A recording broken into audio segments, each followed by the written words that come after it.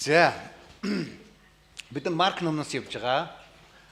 Хэрвээ та нар мартсан байгаа бол Марк номын 7 дугаар бүлгийн дунд хэсэг дээр бид нэр ирсэн байна. 24 дугаар ишлээс өнөөдөр ярилцсан. Энэ хэсэг бол маш их яг 7 дугаар бүлгийн төгсгөлийн 2-1 үйл явдал сонирхолтой яг Есүс хариу үндэстэн дээр очиж одоо үйлчлэл хийсэн талаарх тийм хэсэг энэ яг таарж байгаа бид нар дээр. Серефояник гэж энэ газар ийм нэг одоо Сирийн болон бас Фояник буюу тухайн үеийн одоо тэр нутаг дэвсгэр дээр одоо хариу үндэстнүүдийн тэр нутаг дээр Есүс очсон тийм одоо үйл явдал байгаа. Яагаад Есүс тийш явсан бэ бүүмэд? Ямар ч үсэн гэхдээ өнөөдөр уншсан энэ хэсгээс дамжуулан эзэн Есүс өөрөө шавнартай нэгэн чухал зүйлийг ойлгуулахыг бас хүсэж байгаа. Тэгээ бүгд хамтдаа тэр хэсгийг хамтдаа уншийе. 7 дугаар бүлгийн 24-өөс 30 дугаар ишлэл. Марк 7:24. Тэр тэндээс босож тэрийн дүүрэг руу явжээ. Есүс нэгэн айлд орохдоо өөрийг нь хинч бүү мэдээсэ гэж хүссэн боловч нуугдаж чадсангүй. Бяцхан охинд нь бузар сүнс шүглсэн нэгэн эмэгтэй даруй түүний тухай сонсоод ирж Есүсийн хөл дунав. Тэр эмэгтэй Серефояник гаралтай грек байсан бөгөөд охиноосоо чөтгөрийг нь зайлуулахыг Есүсээс гуйж байлаа. Есүс түүнд эхлээд хүүхдүүдэд цатга. Учир нь хүүхдүүдийн талхыг авч ногтод хаяхан сайн биш гэхэд тэр эмэгтэй түүнд тийм ээ эзэн гэвч ширээн дор байгаа нохотч хүүхдүүдийн үүрүүлснийг иддэг шүү дээ гэж хариулав. Есүс түүнд үгийнхээ дагуу яв. Охиноос чинь жөтгөр зайлсан гэлээ. Гэртээ очиод хүүхдээ орон дээрээ хэвтэж байхыг жөтгөр зайлуулагдсныг нь тэр үзвэ. Амен. Энэ сонирхолтой үйл явдал Есүс жөтгөр зайлуулах энэ одоо гайхамшигыг бол мэдээж хэрэг Галил нутаг даяар маш их олон удаа хийсэн тийм ээ. Жөтгөр зайлуулах, өвчин идгээх юм асуудал. За одоо дараагийн хэсэг дээр болохоор бас өвчин идгэж байгаа юм асуудал бас гарч байгаа. Галилд. Ягаад энэ нь өнөөдрийн энэ бидний энэ ярьж байгаа энэ гайхамшигын хэсэг тийм чухал юм бэ гэж. Би та нарт бас хэлжсэн тийм Марк өөрийнхөө бичсэн загтлыг маш юм богинохон байдлаар бичсэн. Яг энэ үйл явдлыг Марк ном биш Матай номон дээр бас бичсэн байдаг. Ерөнхийдөө их адилхан утгатай гэхдээ зарим деталуудыг наривчилсан зүйлийг Марк энэ ч бас одоо наривчилж хэлээгүй. Одоо Серефоникс гэдэг нь бол Канаан гэсэн утгатай шүү дээ. Канаан одоо нутгийн хүмүүс. Тийм ээ. Израилийн ард түмэн нөгөө Египтээс гарч орж ирэхдээ Канаанд очсон тийм ээ. Канаан нутагт. Тэр Канаан нутгийн тэр хэсэгт байгаа одоо нэг дүүрэг, нэг нутгийн хэсгийг бол тэр одоо Тирийн дүүрэг буюу Фоенишиа гэж заримдаа хэлдэг. Тэр одоо дүүрэг хэсэг байгаа Сидон, Сир гэсэн ийм хотууд ерөнхийдөө байдаг тийм газар. Дандаа хариу үндэстнүүд, дандаа грек хүмүүс. Ерөөсөө юдэчүүд бараг байхгүй. Тэгээд маш сонирхолтой хэрвээ бид 50 24-р ишлэлээс харах юм бол Тирийн тэр нутаг дээр нэгэн айлд орохдоо гэж хэлж байгаа. Тэгэхээр магадгүй тэнд нэг Израиль айл байсан байж болно. Эсвэл Есүс хариу үндэстнүүдийн гэрт очсон баг. Ер нь л та нар сайн мэдж байгаа тухайн үеийн юдэчүүд бол хариу үндэстний гэрт орох, тэднэртэй гар барих, тэдний нутгаар явах гэдэг бол бузар үйл явдал байсан. Өөрсдөө бузардуулж байгаа үйл явдал байсан. Харин Есүс өөрийнхөө шавнарыг аваад хариу үндэстнүүд дээр очиж нэгэн айлын гэрт очсон байгаа. Яг өнөөдрийн энэ хэсэг дээр бид нэг чухал зүйлийг ойлгох хэрэгтэй. Бурхан дэлхийг хайрлсан. Зөвхөн юдэчүүдийг биш. Бурхан дэлхийг хайрлсан тул тэр цорын ганц хүүгээ илгээсэн. Мэдээж хэрэг Есүсийн үйлчлэлийн гол одоо энэ ч гэсэн бас хэлж байгаа гол одоо санаа бол юдэчүүдийн төлөө байгаа. Юдэчүүдээр дамжуулан дэлхийн улс үндэстнүүдийг аврахын төлөвлөгөө бурхан байсан. Гэхдээ шавнартаа Есүс энчээ хариу үндэстнүүдийг магадгүй та нарын үзэн ядж байгаа хүмүүсийг ч бурхан аврахаар намайг илгээсэн гэдгийг мэдүүлэхийг хүсэж байгаа. Өнөөдөр бүгдээрээ ингэ бодох юм бол бурханаар аврагдах ёсгүй хүмүүс байна уу та нарын амьдралд? Энэ хүнийг өстө бурхан битээ авраасаа гэж. Юдэчүүдийн хувьд бол тийм хүмүүс зөндөө байсан. Ер нь юдэ бус бүх хүмүүс хариу үндэстнүүдийг одоо бурхан бол аврах ёсгүй гэж тэд магадгүй бодож ирсэн. Тэр үеийн юдэчүүд өөрсдөө бузар муу одоо явдалтай байх юм бол бурхан одоо тэр хүмүүсийг одоо өрөөхгүй аврахгүй гэсэн бас юм айдастай байдаг гэсэн. Харин Есүс энэ чинь харь үндэстнүүд дээр очиод одоо нэгэн гайхамшиг хийхээр тэнцээ очсон. Энэ нь нэг талаараа шавнартаа Есүс би бас харь үндэстнүүдийн төлөө ирсэн гэдгийг бас гэдгийгээ бас харуулахын нэг бас тийм зорилготой байсан баг. За тэгэд Есүс яг тэнд айд байжсэн чинь одоо нэгэн эмэгтэй тэнцээ хурж ирээд Есүсийн хөлд сөхрөн унсан гэж. Хөлд нь унах гэдэг энэ үйл явдал бол ерөнхийдөө яг нөгөө бас өөр нэг үгтэй адилхан байдаг л дээ. Тэр нь бол сөгдөн мөргөх тийм ээ одоо грекийн проскунео гэж нэг үг байгаа. Тэр нь болохоор ингээд газар ингээд унах тийм ээ нүрээрээ унах гэсэн юм олон янзаар ерөнхийдөө илэрхийлдэг. Ерөнхийдөө дээр эмэгтэй бол Есүсийг хинбэ гэдгийг мэдсэн. Матай номон дээр бичсэн тэр хэсгээр сарах юм бол яг Месая гэдгийг мэдсэн юм шиг дуудаж байгаа. Давидын хүү гэж дуудаж байгаа Есүсийг. Тэгэд шавныхны өөрсдийнх нь мдээгүй байсан тэр одоо Есүсийн одоо Есүс гэж хинбэ гэдгийг тэр одоо харь эмэгтэй мэдээд тэгэд Есүсийн хөлд унсан. Гэхдээ хөлд унж байгаагийн ганц шалтгаан болохоор хайртай нэг охин нь чөтгөл шүглсэн. Өөрөөр хэлбэл маш их хүнд өвчтэй, маш их одоо хүнд хэцүү юм нөхцөл байдалд ирсэн. Ийм байсан. Тэв учраас Есүс тэр хурж ирээд аврал гүйсэн. Магадгүй тэр эмэгтэй урд нь айгүй олон янзын газраас авралыг хайжсан баг. Магадгүй тухайн үеийн грекийн олон янзын одоо шашнууд, одоо олон янзын одоо бурхад гэж нэрлэгдэж байгаа тэдгэр зүйлсэд өргөл байрц магадгүй олон янзын зүйлсүүдийг хийсэн боловч үндсэндээ тэр нь магадгүй бүтээгүй. Харин хаавсан Юдэгээс ирсэн нэгэн одоо гайхамшигыг бүтээгч тэр нэгэн ирсэн гэдгийг сонсоод Есүс тэр эмэгтэй ирсэн баг. Тэгээд эдгэлэх хүссэн. Уг нь бол Есүс Галилд үйлчлэл хийж хахад харь үндэстэн юдэчүүд гэдгээс үл шалтгаалan өөрийнхөө одоо үйлчлэл хийжсэнийг хэрвээ та нар буцаад Марк ном ингээ эргээд харах юм бол харагдана. Яг л тухайн үед Галил орчим даяар тэндээс бүр Тир Сидоноос хүртэл хүмүүс ирж ирсэн, эдгэлж ирсэн. Тир Сидоноос. Яг энэ нутгаас.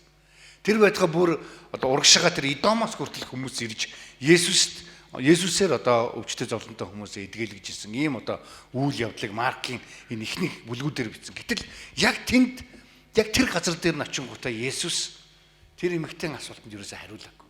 Матай ном дээр бичсэн хэсэг дээрээс харах юм бол тэр эмэгтэй гуйсаар байсан. Ерөөс ингээд гуйсаар л байсан. Яг энэ дэр гуйж байлаа гэдэг 26 дугаар ишлэлээр бичсэн. Энэ ерөнхийдөө зөвхөн нэг удаа гуйцсан юм шиг гэж харагдаж байгаа. Гэтэл яг энэ үйл явдлыг ингээ харах юм бол Есүс тэр эмэгтэй гуйлгаар байсан гэж. Хариу ерөөсөө өгөхгүй байсан гэсэн ийм одоо санаагаар ерөнхийдөө хэлж байгаа. Гэхдээ тэр эмэгтэйгийн гол одоо асуудал нь юу байсан гэхлээр Израилийн бурхнаас гуйж болох уу гэдэг асуудал байсан. Харь үндэстнүүд Юдэн тэр одоо бурхнаас гуйвал болох юм уу гэдэг асуудал байсан. Грекийн бурхан гректэй л зохин, Юдэн бурхан Юдэн бурхан даал, юдэчүүд даал зохин тийм ээ юу гэдгийг харь үндэстнүүд өөрсдийнхэн бурхан буддийнхэн будд, Монгол хүмүүс будд дагийн бурхан зохинч гэдэг юм. Иймэрхүү байдлаар магадгүй тухайн үед одоо хүмүүс ойлгож ирсэн баг.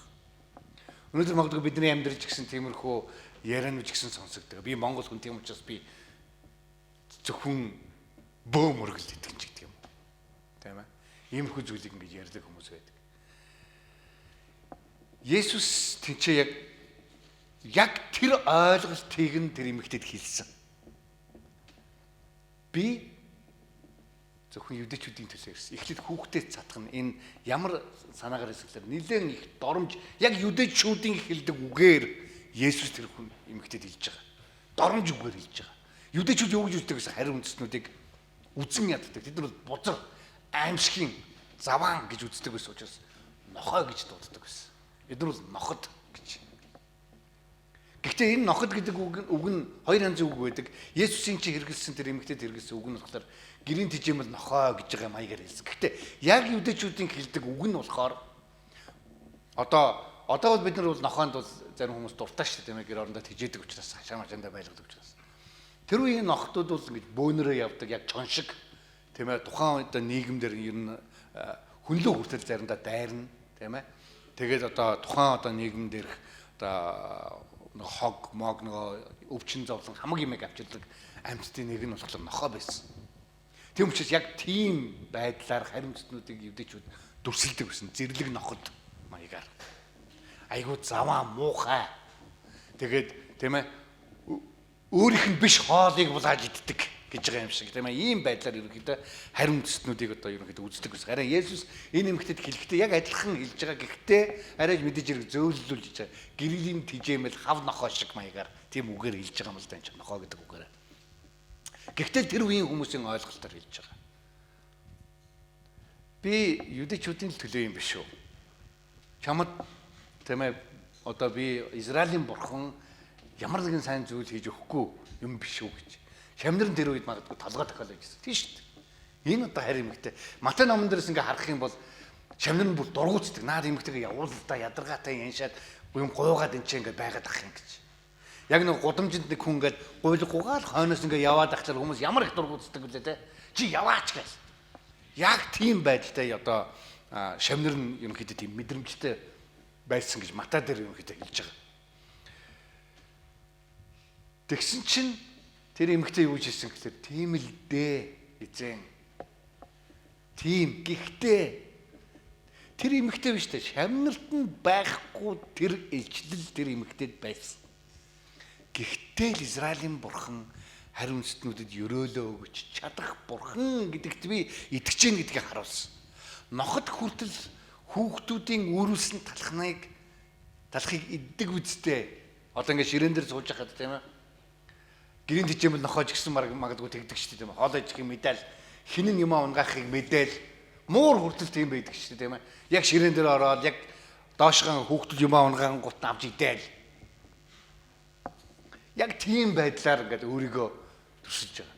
Тэр эмэгтэй тийм Израилийн бурхтын хувьд бид нар бузар нохоо шиг муу мухай буруу явдалтай гимнүгэлдэг хүмүүс. Гэхдээ Израилийн бурхан бас илүү ёроолыг өгөх тийм бурхан шүү дээ. Тэгж болно шүү дээ. Илүү ивэлийг нэгж байгаа тэр эмэгтэй Есүсээс. Тэгээ Есүс тэр эмэгтэйгийн тэр нөгөө юу биелүүлж байгаагаараа энэ ч шавнартай юг харуулж байна. Би бүх дэлхийн төлөө хүндрэлтний төлөө ирсэн гэдгийг харуулахыг хүсэж байгаа. Ямар нэгэн үндэстний шашин байгуулахаар би ирээгүй. Харин бүх хүндрэлтнийг аврахаар ирсэн. Яг энэ эмэгтэй шиг адилхан өөрийгөө хинбэ гэдгийг хүлээн зөвшөөрсөн, гим нүглөө ойлгосон тийм хүмүүсийн төлөө би энэ дэлхийд ирсэн юм аа гэдгийг шавнартай ойлгуулахыг хүсэж байгаа. Өнөөдөр Монгол хүмүүс Христэд итгээл хүмүүс анх намайг 90-ад оны үед Христэд итгэсэн хүмүүс гайхдаг. Тийм л тэр чинь тэгтээ яг л манай буддаа л гэсэн үг шүү дээ. Чи буддад л ихэд яг адилхан тэр цагаан альстнуудын тийм ээ шаруудын бурхан манай буддаа бол манай Монголын бурхан шүү дээ. Ялгаа юу байгаа яг адилхан л одоо гэл. Хүмүүс яг л тийм бодолтой байдаг. Анх би сайн мэдээг сонсоод ойлгосныхаа дараа энэ чи шал өөр юм байна гэж мэдээд хүмүүс тайлбарлах гэхлээр хүмүүс ерөөсөө тэгж боддоггүй байсан. Харин одоо магадгүй жоох өөр болсон баг. Гэтэл тэр бодлоор бид нарыг заримдаа хүмүүс ярьдаг хүмүүс зөндөө байдаг. Өнөөдөр бид нар авралын зал харахад би монгол хүн учраас би бөөмөргөлдөө ч юм уу буддын шашин тал итгэнэ. Итгэн ч гэж хэлэхгүй. Тийм шашин тал байна. Гэтэл Есүс яг энэ үйл явдлаар дамжуулан юу гэж хэлж байгаа гэхээр хэн байхаас үл шалтгаалаад бүгд бурхны хувьд нөгөө нэг бузар, балмад, зэрлэг, бурхны ард түмэн гэж хэлэгдэх зогсгүй. Яг тэр эмэгтэй өөрөө хүлээн зөвшөөрж байгаатай адилхан. Зогсгүй тийм хүмүүсийг бурхан аврахаар ирсэн гэдгийг Библи хэлдэг. Өнөөдөр Есүс яг тийм үйл явдлыг шавнартаа харуулж, магадгүй шавнар нь бүр гайхсан баг. Яагаад харин үндэстний үндэстэн энэ эмэгтэйг сонсох гэж? Яагаад тийм хүслийг нь биелүүлэх гэж Есүс? Юдэчүүдийн төлөө л ирээгүй юм уу гэж. Есүс хүүхдээ эхлээд цатга. Магадгүй Есүсийн одоо үйлчлэлийн гол одоо хийжсэн талбар бол мэдээж юдэчүүд эхлээд юдэчүүд тэгээд харин үндэстнүүд тэгээд бүх дэлхий гэсэн ийм одоо зорилготой байсан. Тэгээд тийм учраас шавнар нь магадгүй тэндээс эхлээд магадгүй ойлгосон баг. бүх улс үндэстэн эзнэр аврагдах ёстой юм байна. Есүсээр өрөөгдөх ёстой юм байна гэж. Эндээс тэр нэг Канаан эмэгтэйгээс нэг зүйл сорох зүйл байгаа. Бид нар гим нүгэлтэй гэдгийг бүлээн зөвшөөрөх ёстой. Хүмүүсийн бардамнал ер нь бурханд итгэхээс биднийг хоошоо татдаг. Хэрэв бид нар ингээл гадаад явж байгаа танаа мó Монгол уу ингээл гэх юм бол станараа тэгвэл би дахид танаа мó оронд чи хизээч ирэхгүй гэж явж байгаа. Тийм ээ. Эсвэл танаа тэр чин тийм гэж жоохон тэгчих юм бол тэгвэл танаа би дахид чамтай ярихгүй ч гэдэг юм. Харин тэр эмэгтэй болохоор тэгээгүү. Тийм ээ эзэн гэж хэлж байгаа. Тийм ээ эзэн. Бид нар бурхны ард түмэн байх тийм зохистой байгаагүй. Гэхдээ эзэн өөрийнхөө ёроолыг биднэрт өгнө шүү дээ. Өгж болно шүү дээ. Израильчуудаас цаашаа хальсан аврал тийм ээ. Нөгөө үүрмгийн нохоо идж байгаатай адилхан. Аврал бид нар дээр ирж болно үсттэй гэсэн ийм итгэлийг энэ ч тэр эмэгтэй харуулж байгаа. Өнөөдөр Монгол хүмүүст бид нар сайн мэдээ тараахад нэг хэцүү юм бол бас тийм байдаг тийм ээ. Улс үндэстний шашин нараал бай гэж. Гэтэл Есүс зүгээр л нэг шашны хүмүүсийг зүгээр сэтгэл санаагийн тухайн үед нь сайхан болгох гэж ирээгүй. Мөнхийн аврал өгөх гэж ирсэн. Өнөөдөр хүмүүс Есүсийг хинбэ гэдгийг магадгүй ойлгож мэдэхгүй байсгаагаасаа болоод магадгүй яг энэ үгэнд итгэдэг. Тий. Есүс бол нөгөө цагаан арснуудынх, буддизм бол манай монголчуудынх ч гэдэг юм уу, Азих ч гэдэг юм уу. Ийм байдлаар заримдаа ойлгоод. Харин Есүс тийм чи юу гэсэн гэхээр үгийнхаа дагуу яв. Охин чинь одоо эдгэрсэн гэж тийм ээ. Охиноос чинь чөтгөр зайлсан гэж. Бид нэр хэрвээ монгол хүн байна уу, хятад хүн байна уу, орос хүн байна уу, тийм ээ. Ямар хүн байхаас үл шалтгаалаад эзэн дээр бид нар өөрсдийнхөө нөхцөл байдлыг бүлээн зөвшөөрж ирэх юм бол тийм ээ эзэн. Би гим нүгэлтэй хүн. Гэхдээ та намайг аварч чаддаг штэ гэх юм бол эзэн хүлээж авах боломжтой гэдгийг яг энэ үйл явдал биднэрт харуулж байгаа. Бидний итгэл бас тэр эмэгтэйтэй адилхан нэг тийм одоо юу гэх вэ? Зөрүүд байх хэрэгтэй гэсэн үг. Зөрүүд гэж байгаагаар буруу гэсэн утгатай яриаггүй шүү. Есүс юу ч хариулахгүй. Магадгүй бараг л үгүй гэж хэлж байгаа энэ үгээрээ тийм ээ. Би эхлээд хүүхдүүдэд хооллохоор ирсэн. Харимтснуудыг биш гэж Есүс хэлж яхад тийм л дээ гэж тийм ээ. Тэр эмэгтэй Есүсээс зөрөөд та бол өөрийнхөө эвэлийг надад заавал өгөх хэрэгтэй гэж. Энэгээр дамжуулаад маш олон хүмүүс яг энэ хэсгээр залбирлын тийм ээ тууштай байдлын талаар ерөнхийдөө хүмүүс заахыг хичээдэг л дээ. Тууштайгаар эзнээс хариулт ирэхгүй байж болно. Гэхдээ тэгвэл одоо яах юм? Тэгвэл одоо болид тэгвэл Есүс надад хариулаагүй би боллоо цуглаанд явахгүй. Тэ? Харин тийм ээ persistent гэж хэлдэг тийм ээ ерөнхийдөө маш тууштайгаар зөрүүдэр гэх юм уу та хариулахгүй байгаа мó яагаад хариулахгүй байгаа юм гэдгээр залбираасаа гэж тийм ээ одоо яг нэмэгтэйтэй адилхан ийм одоо залбирлын амьдралтай байгаасаа гэж хүмүүс ерөнхийдөө энэ одоо жишээгээр ерөнхийдөө тайлбарладаг. Өнөөдөр ч гэсэн бид нар бас нэг зүйлийг ойлгохтой. Магадгүй бидний гэр бүлийн хүмүүс ерөөсөө эзэнд итгэхгүй байна. Өвөн буддадаа л итгэнэ гэл тэ. Би бол тэгнэ гэл ингэ байж байгаа хүмүүс. Тууштай залбирал магадгүй заримдаа тэр хүмүүсийн хэрэгцээ нь юу болохыг заримдаа харуулдаг. Эзэн дээр ирэх ёстой юм байна гэдгийг харуулдаг. Бидний тууштай залбирал заримдаа бидний гуйлтын хариуг авчирдаг. Бурхан тийм ээ Библиэр их сонирхолтой санаа бодлоо өөрчилсөн олон зүйл байдаг. Хэрвээ та хамгийн мэдж байгаа Йоногийн түүх. Ниневе хотод одоо шийдэглийг буулгах гэж ирсэн. Ниневегийнхэн гимжсэн. Тэгээд эзэн буулгах гэж ирсэн шийдэглээ болсон. Санаагаа өөрчилсөйг сонирхолтой. Бидний гимшил залбирлаар Бурхан үйлдэх гэжсэн тэр шийдэглээ болж байгаа. Тэгэхээр бидний залбирал ямар бас эзэнт тууштай одоо зөрүүдэр гэх юм уу та одоо би заавал энэ өрөөлийг танаас авна гэсэн энэ итгэл тийм ээ. Яг тэр эмэгтэйтэй адилхан тийм үр дүнд авчирч байгаа. Тэр эмэгтэй тэр охиныгоо эдгэлхийг л хүсэж байгаа. Тийм учраас заавал та эдгэж үүрэмгийн чамааг өгчих. Үүрэмг нь хүртэл ерөөлтэй гэж мэдчихсэн. Тийм ээ. Эзнээс өгөгдөх хийвэл. Тэгээд Есүс Матай номдэр хэлснээр бол тэр эмэгтэй ямар агуу итгэлтэй вэ гэдгийг хэлж байгаа. Энэ дээр одоо Марк номдэр хэлж байгаагаар болохоор үгнийхээ дагуу яа. Өөрөөр хэлбэл итгэснийхээ дагуу хүлээж авч хэлж. Мэдээж хэрэг бид нар ингээд би итгэсэн учраас л бурхан ингэх ёстой гэж бас бодож болохгүй л дээ. Гэтэ ийм ёроолыг эзэн өгөөсэй гэсэн ийм зүрх сэтгэлээр бид нар эзэнд залбирж хандаж итгэлийн амьдрал тийм хатуу чанд байх нь эзэн биднэрт бидний одоо итгэлээр дамжуулан бидний амьдрал үйлдэх нь амархан болж байгаа. Энийг магадгүй шавнартаа Иесус үжүүлэхийг хүсэж байгаа яг энэ үйл явдлаар дамжуулан. Өнөөдөр бидний итгэлийн амьдрал, бидний сайн мэдээний үйлчлэл бид нар урдны өдрүүдэд дандаа сайн мэдээд тунхаглах, тараах тухай яриад байгаа тийм ээ. Аль аль талаасаа тийм ээ ийм одоо харь үндэстэн ингэж бодож байгаа, ингэж ойлгож байгаа хүмүүстээр очивол яах вэ? Эсвэл тийм бодлоор би амьдрж байвал яах вэ? Эзнес бид нар тэр ёроолыг нь гуйх боломжтой байгаагаа мэдгүй байвал байгаа юу бид нар тийм ээ.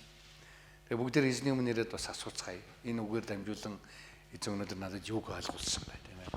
Бид нар магадгүй өөрсдийнхөө уламжилж бодож байгаа, уламжилж ойлгосон зүйлээ зүгээр л зөвшөөрөөд явдаг уу? Эсвэл эзэн үнэхээр энийг өөрчилж чадна гэж бид нар итгэж байгаа зарим зүйлийг.